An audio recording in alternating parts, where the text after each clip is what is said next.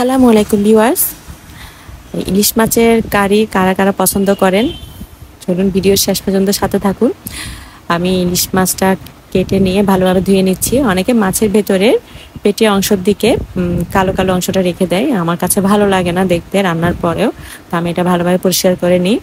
আর মাছ ততক্ষণ পর্যন্ত পরিষ্কার করবেন, ধুবেন যতক্ষণ না পর্যন্ত মাছ থেকে সাদা পানি বের না হয়। তারপর আমি একটু হলুদ গুঁড়ো, একটু লবণ গুঁড়ো আর একটু লেবুর রস দিয়ে মাছটা ভালোভাবে মেখে ধুয়ে নিব। এভাবে যদি মাছটা ধুয়ে নেন তাহলে মাছের যে আষ্টে গন্ধ এটা আর থাকবে না। অনেকে মাছ খেতে চায় না, কারণ মাছের একটা আষ্টে গন্ধ, পচা গন্ধ অনেকে পায়, কিন্তু এভাবে রান্না করলে মাছের কিন্তু আর কোনো ব্যাড স্মেল থাকবে না। তারপর আমি মাছটা ধুয়ে নিয়ে একটা ঝাঁকিতে নিয়ে নিব, ঝাঁকির নিচে কিছু একটা বসিয়ে নিব যেন পানিটা ঝরে যায়। তো মাছের এই পানিটা ভালোভাবে ঝরে নেবেন।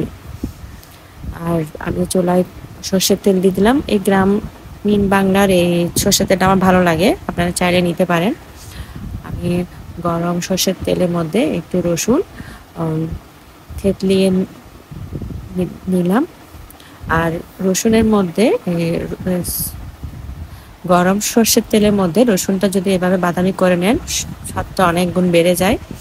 রান্না করে দেখতে পারেন আপনারা। তারপর আমি পেঁয়াজ কুচি দিয়ে দিলাম। এরপর পেঁয়াজটা হয়ে যাওয়ার পরে আমি অন্যান্য মশলাগুলো দিয়ে দিব।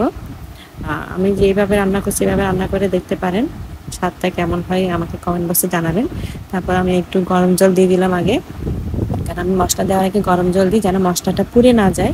আমি আধা চামচ হলুদ গুঁড়ো, আধা চামচ মশলা গুঁড়ো আর 2 চা চামচ মরিচ গুঁড়ো দিলাম, লাল মরিচ গুঁড়ো।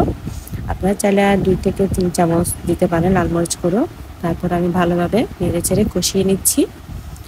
আর আমার যতক্ষণ না পর্যন্ত আমি এটা কষানো হয় আমি ব্যাটিং জালে ঢাকনা দিয়ে ঢেকে রাখবো। তারপর দেখেন তেলটা ভেসে উঠেছে। এবার আমি মাছটা ঢেলে দিব। দেখেন মাছের ঝাঁকের নিচে পানি ঝরে গিয়েছে। মাছটা প্রথমে চুলে দেওয়ার পরে একটু উল্টে পাল্টে নেড়ে চেড়ে দিবেন, তারপর ঢাকনা দিয়ে ঢেকে রাখবেন।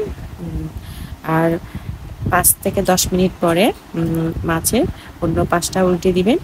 দেখেন আমার নিচের পাশটা কিন্তু হয়েছে, উপরে পাশটা সাদা সাদা রয়ে গিয়েছে।